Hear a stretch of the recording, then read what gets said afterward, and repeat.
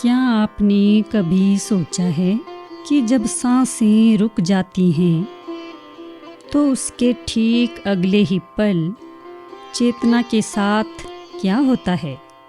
आज हम योग वशिष्ठ के उस रहस्यमयी अध्याय को गहराई से समझेंगे जो मौत के बाद के सफ़र का नक्शा हमारे सामने रखता है। यह पाठ हमें बताता है कि मृत्यु कोई अंत नहीं है, बल्कि मन की गहराइयों में छिपी वासनाओं का एक नया विस्तार है। यहाँ हम जानेंगे कि कैसे हमारा अपना ही मन मृत्यु के बाद स्वर्ग, नरक या एक नए शरीर की रचना करता है। यह संदेश हमें सिखाता है कि हम आज जो सोचते हैं वही हमारे अगले जीवन की नींव बनता है। यह सत्य हमारे भीतर से मृत्यु के भय को मिटाकर जीवन जीने का एक नया दृष्टिकोण देता है। लेकिन क्या आप जानते हैं कि एक आत्मा नए गर्भ में प्रवेश करने से पहले अन्न के दानों और बारिश की बूंदों में कैसे छिपी रहती है? चलिए इस अविश्वसनीय यात्रा को समझते हैं। 55वां सर्ग। आदि सृष्टि से लेकर जीव की विचित्र संसार गतियों तथा जीव कर्मानुसार ईश्वर की स्थिति का वर्णन। प्रबुद्ध लीला ने कहा, हे देवेशी, जैसे जंतु अर्थात प्राणी मरता है और जैसे फिर पैदा होता है, उसी को अर्थात पूर्व कथित को ही फिर आप मुझसे विस्तार से कहिए। उसका परिणाम यह होगा कि बार बार सुनने से वैराग्य बढ़ेगा और उससे ज्ञान की वृद्धि होगी। श्री देवी जी ने कहा, भद्रे, नाड़ियों की गति रुक जाने पर जबकि प्राणी प्राण वायु की विषम स्थिति अर्थात चलन स्वभाव से विपरीत स्थिति अर्थात गत्य अवरोध को प्राप्त होता है, तब उसकी चेतना शक्ति अंतःकरण रूप उपाधि का लय हो जाने से शांत सी हो जाती है। वस्तुतः चेतना कहीं शांत नहीं होती है। चेतन मल के संपर्क से रहित तथा नित्य है। न तो उसका उदय होता है और न विनाश। वह चर अचर सब जीवों में, आकाश में, पर्वत में, अग्नि में और वायु में स्थित है। मतलब यह है कि कोई पदार्थ या स्थान उससे शून्य नहीं है। इससे यह सिद्ध हुआ कि मरण देह का धर्म है, आत्मा का धर्म नहीं है। प्राण वायु की गति रुकने से जब शरीर में स्पंद चेष्टा शांत हो जाता है, तब यह देह, जिसका दूसरा नाम जड़ है, मृत कहलाती है। जब यह देह मुर्दा बन जाती है, प्राण वायु अपने कारण रूप महावायु में लीन हो जाता है। तब वासना रहित चेतन आत्म तत्व में लीन हो जाता है, यानी प्राण तेज के साथ प्राज्ञ आत्मा में लीन हो जाते हैं। उपाधि का विनाश होने पर जीव भी वासनाओं के साथ परमात्म रूप से स्थित हो जाता है। यदि जीव परमात्म रूप से स्थित हो जाता है तो वह मुक्त होकर ब्रह्म ही हो गया। फिर उससे जीव कैसे कहते हैं? इस पर कहते हैं, पुनर्जन्म में बीजभूत वासना से युक्त सूक्ष्म अणु परिच्छिन्न है। उसका नाम जीव कहा जाता है। वस्तुतः जीव ब्रह्म से भिन्न नहीं है। अतएव वासनावश उसको अपने स्थान में ही परलोक गमन आदि का भ्रम होता है। वास्तव में उसका परलोक गमन आदि नहीं होता। इस आशय से मंडपाकाश न्याय का स्मरण कराते हैं। वह वहीं पर राजा पद्म के शवागार में मंडपाकाश में ही रहता है। देह के मरण से ही लौकिक व्यवहार करने वाले लोग उसे प्रेत कहते हैं। चेतन वासनाओं से युक्त होकर पुष्प आदि की सुगंध से मिले हुए वायु के समान रहता है। इस पूर्व जन्म के देह आदि दृश्य का त्याग कर अन्य देह आदि के दर्शन में जब रहता है, तब वह जीव स्वप्न की नाई तथा मनोरथ की नाई स्वयं ही परलोक गमन, परलोक, वहाँ के भोग्य आदि वासनामय नाना आकारों को धारण करता है। उसी भ्रम को नए सिरे से क्रमशः कहना आरंभ करते हैं। उसी प्रदेश के अंदर पूर्व जन्म की नाई जब उसे स्मृति होती है, तभी तुरंत मरण काल की मूर्छा के बाद अन्य शरीर को देखता है। यदि कोई कहे कि छोटे से मरण प्रदेश में यथा कथंचित अन्य शरीर की कल्पना हो सकने पर भी दूरगमन विस्तार युक्त परलोक आदि का समावेश वहाँ कैसे हो सकता है, तो इस पर कहते हैं, आत्मा में विपुल एक आकाश अथवा आकाश और पृथ्वी दोनों ही या करोड़ों लाख ब्रह्मांड एक साथ एक ही समय समा सकते हैं। फिर आत्मा में इस संपूर्ण प्रपंच का संभव क्यों नहीं होगा, अर्थात अवश्य होगा, क्योंकि आत्मा असीम है और माया अघटित घटना में पटु है। ऐसी स्थिति में आत्म स्वरूप का विचार कर अत्य अल्प प्रदेश में भी अन्य लोक का अर्थात परलोक आदि का समावेश कहा गया है। केवल उसी प्रदेश के अभिप्राय से नहीं कहा है। अब भिन्न भिन्न गति को कहने के लिए देवी जी प्रेतों का विभाग करती हैं। हे सुंदरी, प्रेत 6 प्रकार के होते हैं। उनके आगे कहे जाने वाले भेद को सुनो। साधारण पापी, मध्यम पापी और बड़े भारी पापी, साधारण धर्म वाले, मध्यम धर्म वाले तथा उत्तम धर्म वाले, इनमें से प्रत्येक में किसी के 2 भेद होते हैं और किसी के 3 भेद होते हैं। उनमें से पहले और तीसरे की गति कहते हैं। कोई बड़ा भारी पातकी 1 वर्ष तक मरण मूर्छा का अनुभव करता है। पत्थर के मध्य की नाई ठोस और मूढ़ रहता है। बहुत समय के बाद चेतना को प्राप्त होकर चिरकाल तक वासना रूपी नायिका के उदर से उत्पन्न होकर कभी नष्ट न होने वाले नारकीय दुख का भोग कर एक दुख के बाद दूसरे दुख को प्राप्त होता हुआ वह महापापी सैकड़ों योनियों को खूब भोग कर कभी संसार रूपी स्वप्न में शांति को, महापापों के फल की समाप्ति को प्राप्त होता है, यानी उसके पाप फलों का अंत होता है, अथवा वे मृत्यु मोह के अंत में सैकड़ों जड़ दुखों से व्याकुल वृक्षादि योनियों का,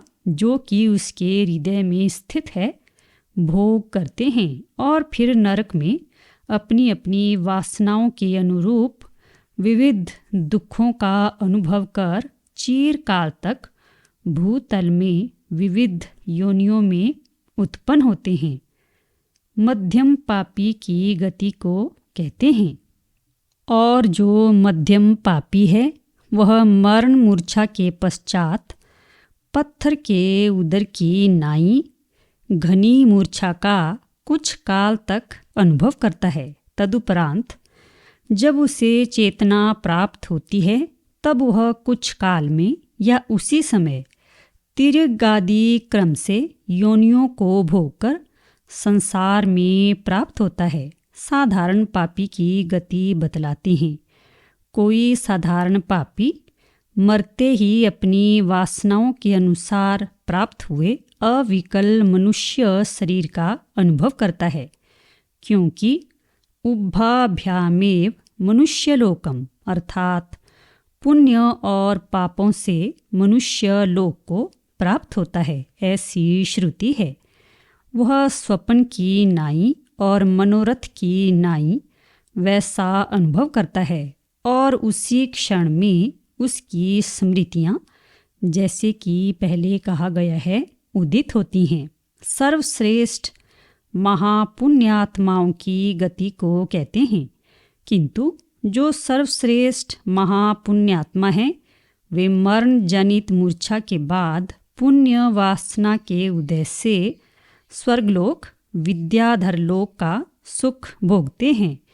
महापुण्य के फल के उपभोग के बाद थोड़ा बहुत पाप कर्म यदि हो तो उसके अनुरूप फल को इलावृत किम पुरुष आदि खंडों में भोगकर मनुष्य लोक में सज्जनों के धनवान घर में जन्म लेते हैं।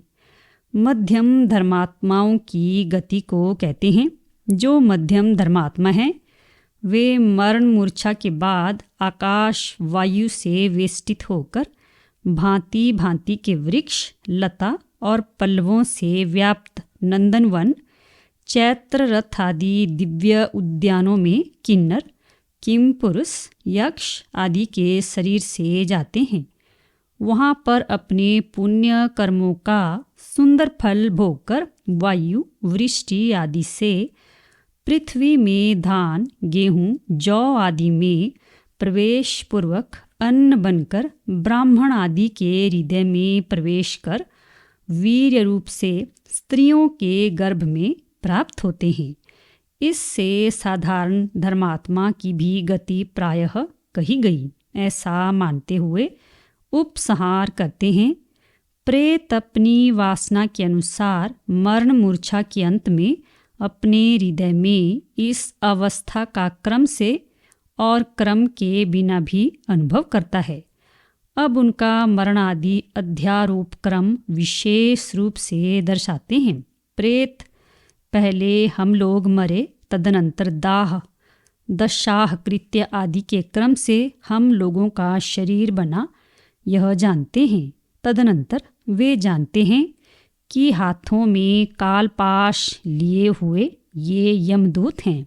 इन यमदूतों द्वारा ले जाया जा रहा मैं, जो कि पाथेय श्राद्ध आदि से तृप्त किया गया हूँ, 1 वर्ष में यमपुरी को जाता हूँ। उनमें से जो महापुण्यवान होते हैं वे बड़े मनोहर देवलोक के विमान और उद्यानों को ये हमारे कर्मों से बार बार प्राप्त होते हैं, ऐसा जानते हैं। महापापी पुरुष बर्फ की चट्टानें, कांटे, गड्ढे और तलवार की नाई, तीक्ष्ण पत्तों से भरपूर वन, जो कि हमारे दुष्कर्मों से उत्पन्न हैं, हमें प्राप्त हो रहे हैं, ऐसा जानते हैं।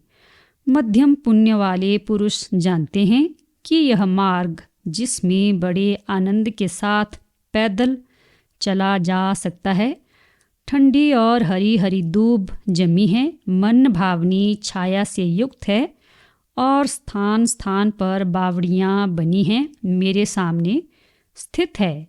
मध्यम पापी जनों को यह अनुभव होता है कि यह मैं यमपुरी में आ पहुँचा। ये सर्वलोक प्रसिद्ध यमराज हैं और यहाँ चित्रगुप्त आदि ने मेरे कर्मों का विचार किया। यह अध्यारोप क्रम स्वप्न के समान प्रत्येक पुरुष का भिन्न भिन्न है।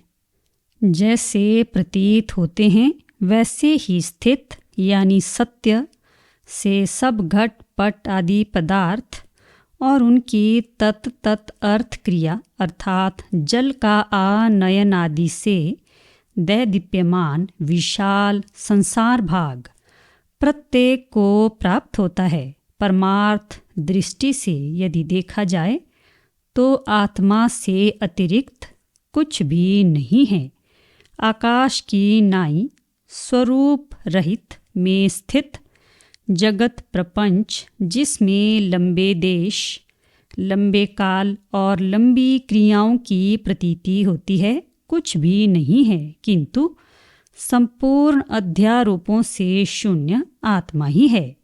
मुझे यमराज ने अपने कर्मों के फलों का भोग करने के लिए इस दिशा में जाने की आज्ञा दी है। इसलिए यम सभा से मैं शीघ्र सुंदर सुंदर भोगों से युक्त स्वर्ग में जाता हूँ या नरक में ही जाता हूँ।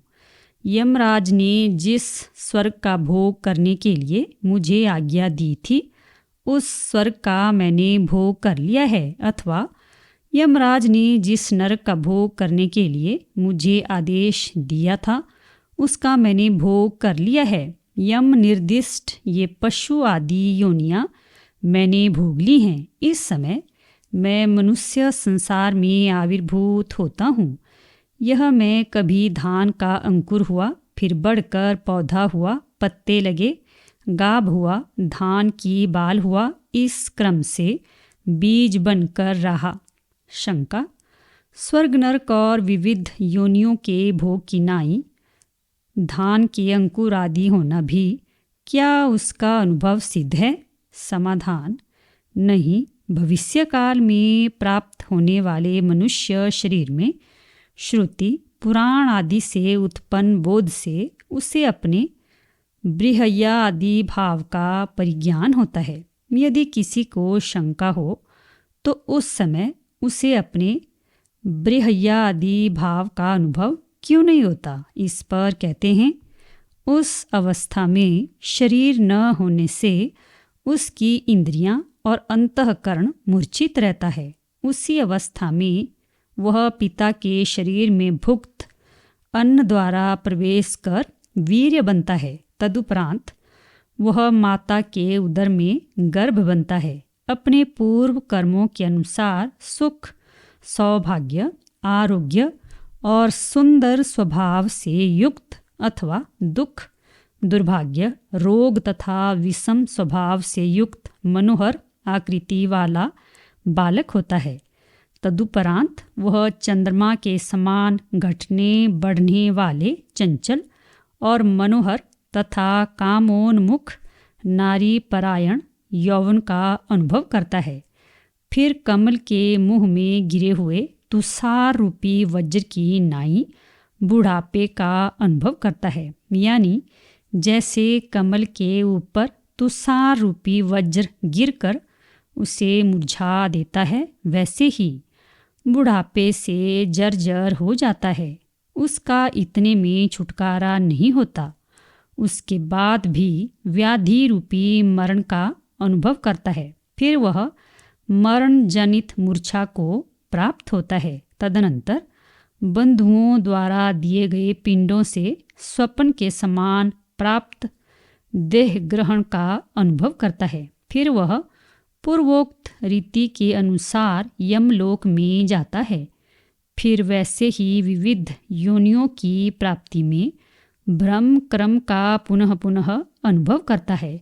आकाश में आकाश रूपी जीव इस प्रकार के वेगवान परिवर्तन का मोक्ष होने तक पुनः पुनः अनुभव करता है।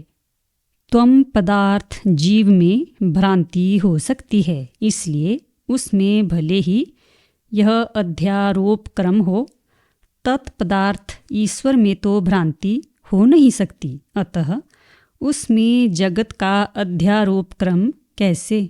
इस प्रकार तत्पदार्थ ईश्वर की शुद्धि को जानने के लिए लीला पूछती हैं। प्रबुद्ध लीला ने कहा, हे देवी, आदि सृष्टि में जैसे यह भ्रम होता है, वैसा मुझसे कृपापूर्वक पुनः कहिए, जिससे कि मेरे बोध की वृद्धि हो। ईश्वर की भ्रांति से जगत का अध्यारोप नहीं होता, किंतु परमार्थ घन ईश्वर का ही माया अध्यारोपित रूप से विवर्त होता है। अनावृत चैतन्य को जो अध्यस्त का भान होता है, वह भ्रम नहीं है, किंतु असत्य की सत्य रूप से प्रतीति भ्रम है। सर्वज्ञ होने के कारण ईश्वर को सदा पदार्थों की प्रतीति होने पर भी उनमें सत्यता की प्रतीति नहीं होती, क्योंकि वे ईश्वर के प्रति स्वस्वरूप के परिज्ञान रूप बोध से बाधित रहते हैं। इस प्रकार तत्पदार्थ में अध्यारोप होने से कोई दोष नहीं है। इस आशय से देवी तत्पदार्थ में अध्यारोप का उपादन करती हैं। पर्वत परमार्थ घन चैतन्य है, वृक्ष परमार्थ घन है, पृथ्वी परमार्थ घन है और आकाश परमार्थ घन है। सर्वस्वरूप होने के कारण उस चिदात्मा परमेश्वर का जहाँ पर जैसा विवर्त होता है, परमाकाश शुद्ध स्वरूप वह ईश्वर ही, वहाँ पर हम लोगों की दृष्टि से स्वप्न की कल्पना करने वाले पुरुष की नाई जीव समष्टि रूप आदि प्रजापति बनकर सृष्टि करने योग्य पदार्थों के संकल्प रूप से जैसे भी आदि लोक रूप विवर्त से स्फुरित हुआ, वैसे ही आज भी व्यवस्था ज्यों की त्यों स्थित है। यदि यह माना जाए कि संकल्प से उत्पन्न हुई जगत सत्ता से यह जगत सत्ता भिन्न है, तो इस पक्ष में भी उसकी अर्थात संकल्प जनित जगत सत्ता की प्रतिबिंब तुल्य होने के कारण वह मिथ्या ही है। संकल्प जनित स्फुरण रूप पदार्थों का पहला विवर्त बिंब रूप ठहरा, उससे जो प्रतिबिंब हुआ वह आज भी वैसा ही स्थित है। जगत सृष्टि में स्थावर जंगम विभाग जैसे हुआ, उसमें निमित्त कहती हैं। देहों का जो छिद्र स्थान है उसमें प्रविष्ट हुआ वायु शरीरों में चेष्टा उत्पन्न करता है, उससे यह जीता है, ऐसा कहा जाता है। सृष्टि के आदि में ही जंगम प्राणियों में इस प्रकार की यह स्थिति उत्पन्न हुई। इसी कारण चेतन होते हुए भी वृक्ष आदि चेष्टा शून्य हैं। भाव यह है कि उनमें छिद्र नहीं है, अतएव वायु उनमें प्रविष्ट हो चेष्टा उत्पन्न नहीं करता, इसलिए वे चेतन होते हुए भी निश्चेष्ट हैं।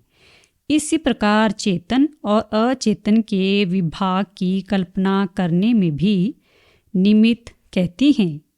यह चिदाकाश ही अर्थात ईश्वर ही प्रतिबिंब होकर आविर्भूत औपाधिक जीव विभाग को करता है।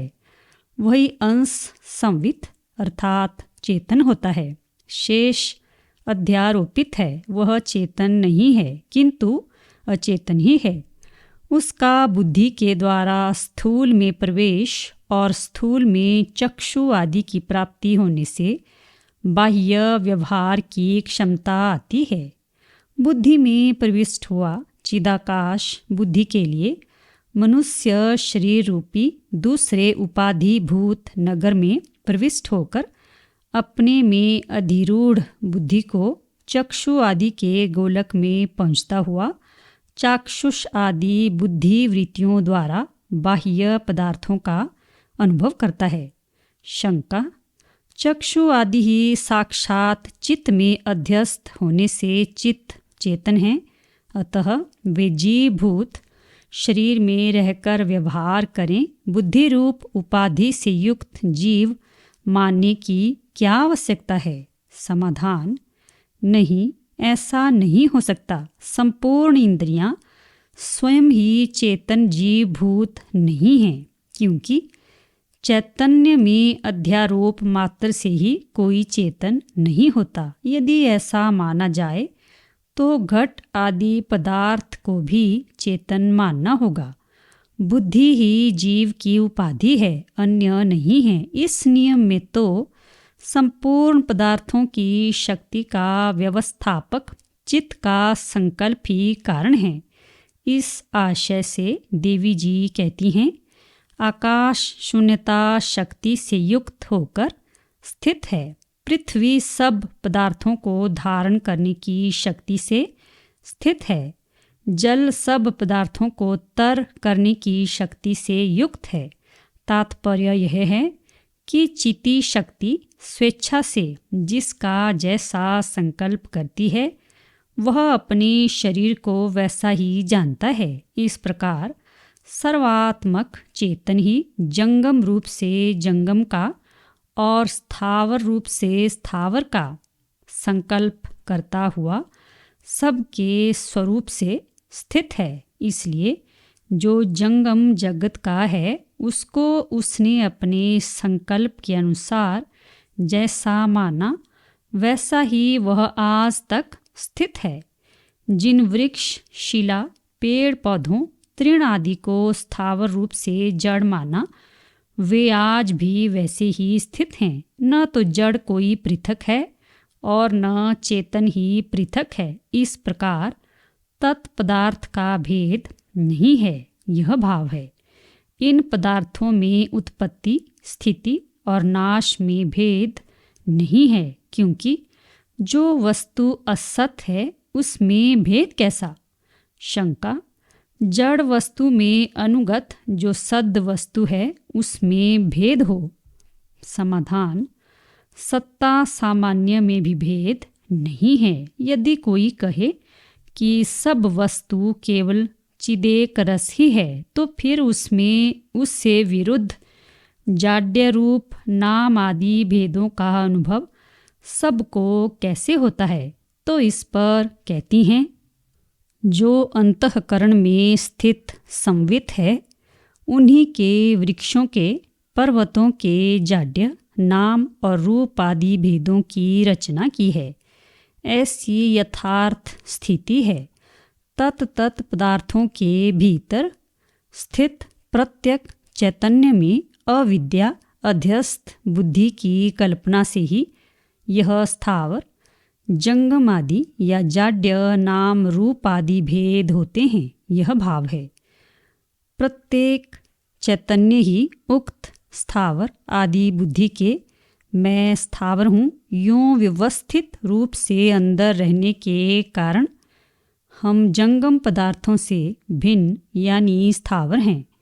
इस कथन और अभिमान के विषय होकर अन्य वृक्ष, पर्वत आदि संकेतों से स्थित हैं, यानी प्रत्यक चैतन्य ही मैं स्थावर हूँ। इस वासना से स्थावर नाम और अभिमान को प्राप्त हैं। अपनी अपनी आंतरिक संवित अर्थात प्रत्यक चैतन्य ही बुद्धि का रूप धारण करती है। वह बुद्धि ही तत् कृमि, कीट, पतंग आदि विविध अर्थ और उनके वाचक शब्दों की कल्पना के भेद रूप से स्थित है। जैसे उत्तर सागर के तीर में निवास करने वाले लोग दक्षिण सागर के किनारे पर रहने वाले लोगों के विषय में कुछ नहीं जान सकते, वैसे ही प्रत्यक चैतन्य के बिना किसी भी पदार्थ में सत्ता और स्फूर्ति नहीं आ सकती। ये सब संविद रूप से ही हैं, उससे भिन्न नहीं हैं। जैसे दक्षिण सागर और उत्तर सागर की जनता का दृष्टांत दिया गया है, वैसे ही सब स्थावर और जंगम पदार्थ अपने प्रत्यक साक्षिक अनुभव में लीन हैं। अतएव वे अन्य की बुद्धि से कल्पित पदार्थों का ज्ञान नहीं प्राप्त कर सकते। जब वे परस्पर एक दूसरे से व्यवहार करते हैं तब उन्हें आपस में संकेत की आवश्यकता पड़ती है। इस प्रकार सच्चित रूप ब्रह्म में असत्व, जाड्य, वायु, आकाश आदि की कल्पना की भी उपपत्ति हो सकती है। उसका होना असंभव नहीं है। जैसे पत्थर के मध्य में उत्पन्न हुए मेंढक और पत्थर से बाहर स्थित मेंढक एक दूसरे की कल्पना में असत और जड़ हैं, वैसे ही परस्पर स्थावर पदार्थों में भी समझना चाहिए। जैसा यह दृष्टांत है, वैसे ही प्रलय काल में माया में लीन सर्वात्मक और सर्वगत समष्टि चित्त, जो कि जगत की सुख समावस्था का रूप है, सर्व प्रत्यक रूप चिदाकाश से सृष्टि के आरंभ में जिस प्रकार स्फुरित हुआ वह आज भी जैसा का तैसा स्थित है। जो स्पंदन रूप से स्फुरित हुआ वह वायु है और वह आज भी यहाँ पर स्थित है। जो छिद्र रूप से स्फुरित हुआ वह आकाश है, उसमें स्पंद रूप सर्व क्रिया शक्ति स्वरूप वायु स्थित है। उक्त वायु से सब पदार्थों की चेष्टाएं ऐसे होती हैं जैसे कि सूखे हुए तिनके पत्ते आदि पदार्थों में वायु से कंपन होता है। वस्तुतः स्थावर और जंगम दोनों पदार्थों में चित्त समान रूप से विद्यमान है, पर वायु के स्पंदन और स्पंदन के अभाव से उनमें विशेष है।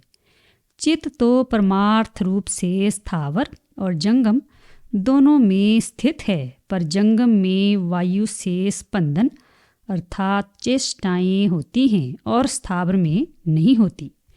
इस नियम में भी पूर्व कथित नीति ही हेतु है। भ्रांतिमय विश्व में इस प्रकार के चेष्टा युक्त या चेष्टा शून्य सब पदार्थ सृष्टि के आदि से संवित में किरणों की नाई स्फुरित हुए थे, वे आज भी वैसे ही स्थित हैं। प्रस्तुत विषय को कहने के लिए पूर्व पृष्ठ प्रसंग प्राप्त तत्व ज्ञान का उपसंहार करते हैं।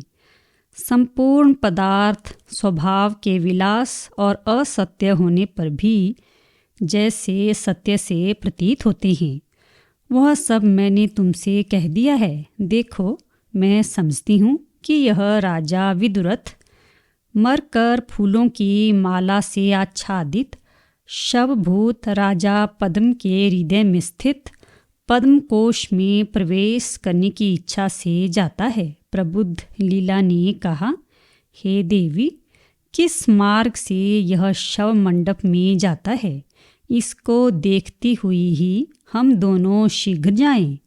श्री देवी जी ने कहा, भद्रे, पद्म शरीर में अहम वासना रूप अंतःकरण में स्थित मार्ग का अवलंबन कर यह चिन्मय मैं दूसरे लोक में जाता हूँ ऐसी भावना से जाता है।